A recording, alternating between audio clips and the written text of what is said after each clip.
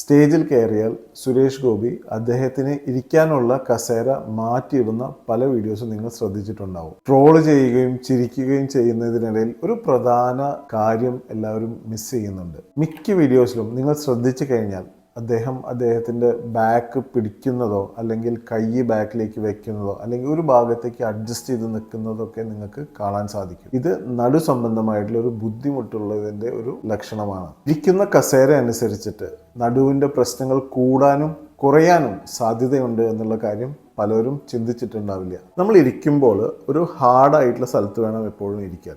അധികം സോഫ്റ്റ് ആയി കഴിഞ്ഞാൽ ഈ എല്ലുകൾ ചെറുതായിട്ട് ഇങ്ങനെ ഉള്ളിലേക്ക് വലിയാനും അതുപോലെ തന്നെ ഈ ഭാഗം ബെൻഡായി വരാനും ഒരു ചാൻസ് ഉണ്ട്. ഇരിക്കുമ്പോൾ ഏറ്റവും നല്ല പൊസിഷൻ എന്ന് പറയുന്നത് നമ്മുടെ ഇടുപ്പിന്റെ ഹൈറ്റ് ഈ മുട്ടിന്റെ ഹൈറ്റിനേക്കാളും എപ്പോഴും ഉയർന്നിരിക്കണം. നമ്മൾ സോഫയിലൊക്കെ ഇരിക്കുമ്പോൾ നമ്മുടെ മുട്ടിന്റെ ഹൈറ്റ് ഇതിനേക്കാട്ടിലും ഉയർന്നിട്ടാണ് ഉണ്ടാവുക. ഈ ഒരു ഹൈറ്റിൽ വെക്കുമ്പോൾ നമ്മളുടെ പെൽവിസ് ടിൽറ്റ് ചെയ്യാനും സ്പൈനിനുള്ള അലൈൻമെന്റ് വ്യത്യാസം വരാനും നടുവേദന കൂടാനുള്ള ചാൻസ് ഉണ്ട്. നിസ്സാരം എന്ന് തോന്നാവുന്ന കാര്യങ്ങൾ നമ്മൾ ശ്രദ്ധിച്ചു കഴിഞ്ഞാൽ മനസ്സിലാവും ഇതൊരു ഡ്രാമയോ അല്ലെങ്കിൽ ഒരു ജാടയോ അല്ല, മറിച്ച് സ്പൈനിനെ സംരക്ഷിക്കുന്ന ഒരു സ്റ്റെപ്പുകളാണ്. നടുവേദനയുള്ള ആൾക്കാർ ഇനി നമ്മൾ ഏതെങ്കിലും വീട്ടിലൊക്കെ ചെല്ലുമ്പോൾ ഉയരമുള്ള കസേരയിലൊക്കെ മാത്രം ഇരിക്കും. ഒരു ഇത്തിരി ജാടയും ഗമയൊക്കെ നിങ്ങൾക്കും ആവും. വീഡിയോ നിങ്ങൾ മാക്സിമം എല്ലാവർക്കും ഷെയർ ചെയ്യൂ.